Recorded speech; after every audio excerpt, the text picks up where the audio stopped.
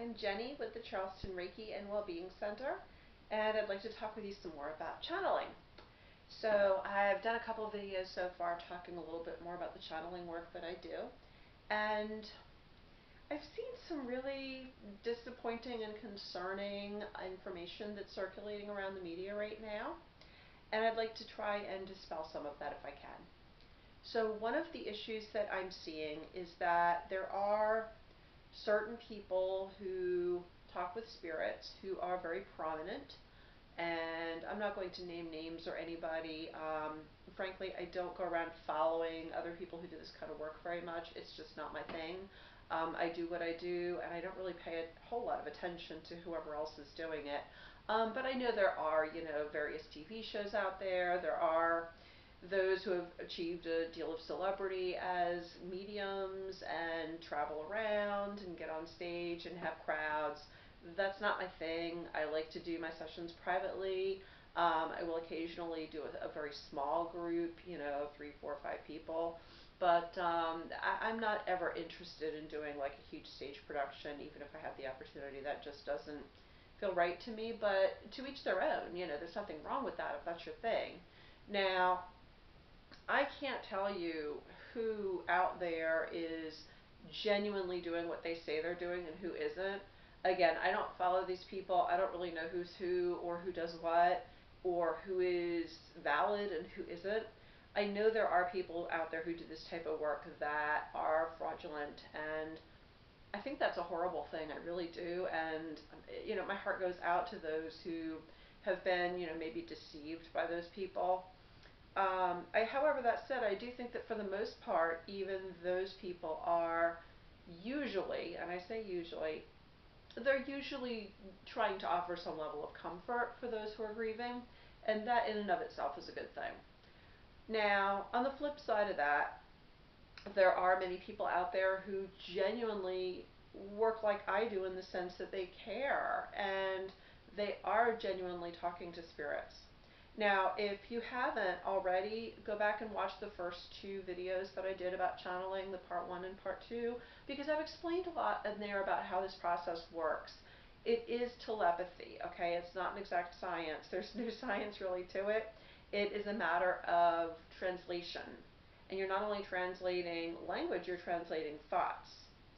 So one of the arguments made by those who are highly skeptical and really mock this channeling and medium community, one of the arguments that they will make is they will point out people who do this type of work who are very prominent and who have made mistakes.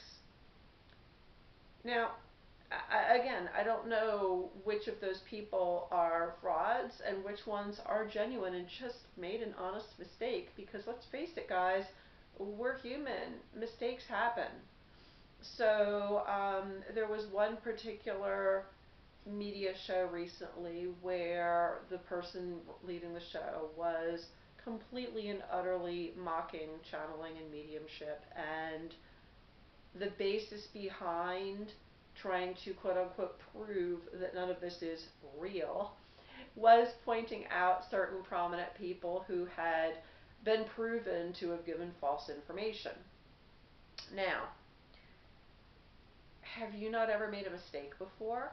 I mean, we can't expect to be perfect. We're reading thoughts, we're interpreting them as best as we can. If somebody shows me an image of a red ball, I'm going to interpret that the best that I can, but I might not get it right. I mean, I do the best job that I can. Most of my clients tell me that, it feels like it was the person that they loved.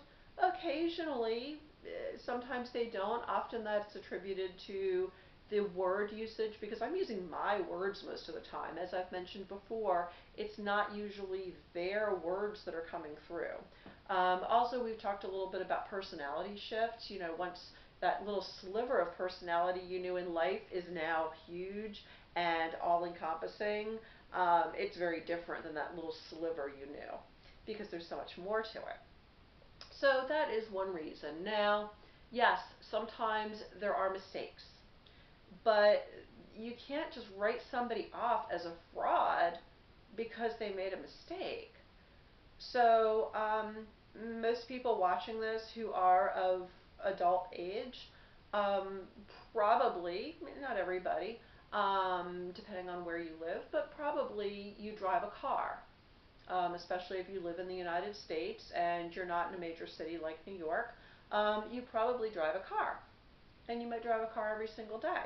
Go to and from work, to and from errands, whatnot. So, have you ever gotten pulled over before? And some of you might be able to say no, you honestly haven't. But even if you hadn't been pulled over, have you never accidentally exceeded the speed limit? Have you never accidentally forgot to turn on a turn signal? Have you always, every single day that you've ever driven a car in your life, always followed every single rule and not made a single mistake to the T? I doubt there's very many people who drive a car who can say that. Um, and if you do say that, you're probably mistaken because you've probably made an error at some point. So, does that mean that you don't deserve to have a driver's license? That you should not be on the road because you made a mistake now and then? Of course not. That would be ridiculous, you know. Yeah, if you've done some major havoc on the roads where you've been driving like a crazy person, you've had multiple infractions, you've caused accidents, sure, then you deserve to lose your license. But oops, oh my goodness, I was, 10 miles over the speed limit and I didn't realize it. And oh wow, I just realized I didn't use my turn signal, or whatever the case may be. Well, you don't automatically deserve to never drive a car again because you made that mistake. I mean, that would be ridiculous, right? So why put that same kind of standard on us? That just doesn't seem fair. We're human and we're trying to do something that is really challenging. Not only are we trying to get into the right frequency, and I'll talk about that in a later episode, but we are trying to communicate with this non-physical being. Then we're trying to take their thoughts, their ideas, sometimes images, not always, and we're trying to put them into words that we can then convey to you, our audience, our client, whoever. And it's not easy.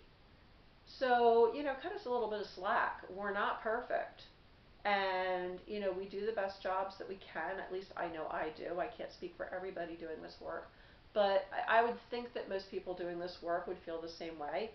I know that I do the very best job that I can to get that message across, because it is so important to me that a loved one has some help with their grief, has some kind of closure that they might be looking for, whatever the case may be. And that's really important to me. So I'm really trying my best.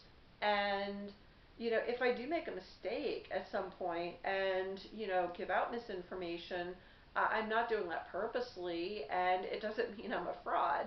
Now, that's never been directed at me personally. I'm speaking for things that I've seen in the media that are aimed at people in my field in general.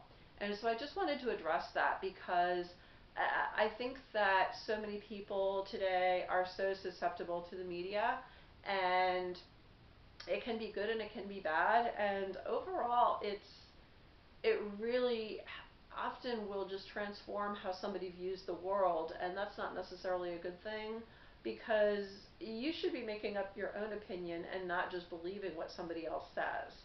So just keep that in mind, that just because we're doing this type of work as opposed to a different kind of work doesn't mean that we're going to be perfect. We're not. Everybody makes mistakes, and this is really challenging.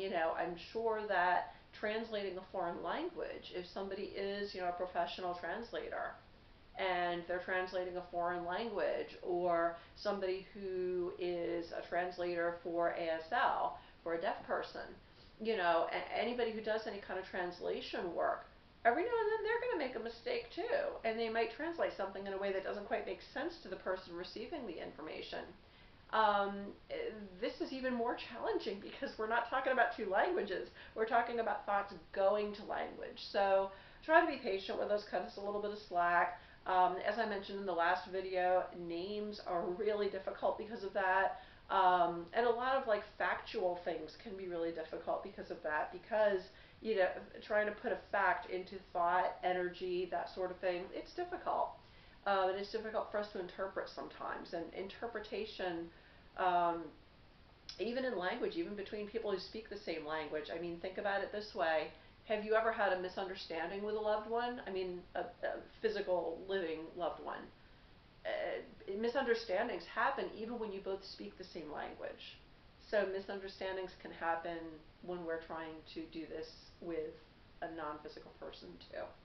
So I just wanted to bring that up because there is some hoopla going on in the media right now that is very negatively aimed at this field, and I really wanted to address that. You know, if you have a minor infraction when you're driving, you shouldn't lose your license. It doesn't mean that you're the worst driver in the world, and it doesn't make you a fraudulent driver. If I make a mistake channeling, which I hope I don't do, but if I do, that doesn't make me a fraud either, and the same can be said for everybody else out there who's doing this kind of work. So I just wanted to kind of come to their defense. I mean, like I said, nothing was aimed at me personally, but because I'm in the field, I do take it a little bit personally, because it's not right to just say, oh, well, because these people made these mistakes, you're all frauds. And that's not okay. You know, this is important work, and frankly, if you don't believe in channeling, that's fine. But there's no reason to bash those of us who are doing the work and those people who do believe in it. If you don't believe in channeling, then I don't know why you're even watching this video, but just kind of go on your merry way and embrace what you do believe in and what you do enjoy. You don't have to believe in what I do, but, you know, please don't put me down for it either. And as long as you're not harming anybody, I won't put you down for what you do. So anyway, that's what I wanted to explain, just about how mistakes can happen, how we're human. And if you have any questions, please, by all means, feel free to add a comment below. You can go below on this YouTube page, add a comment, ask a question. You can also email me. There's links all over my website to email me. I'm also going to put, if you click the little drop down arrow that's kind of to the right and just below this video, you'll see some links in there. I'm going to have links to the former videos in this series, and I'm also going to have my email address in there as well, and also some links on my website. That website is charlestonreikihealing.com, and that's Charleston, Charleston, Reiki, Reiki, healing, healing.com. So I hope this has been helpful for you. Thank you for watching, and namaste.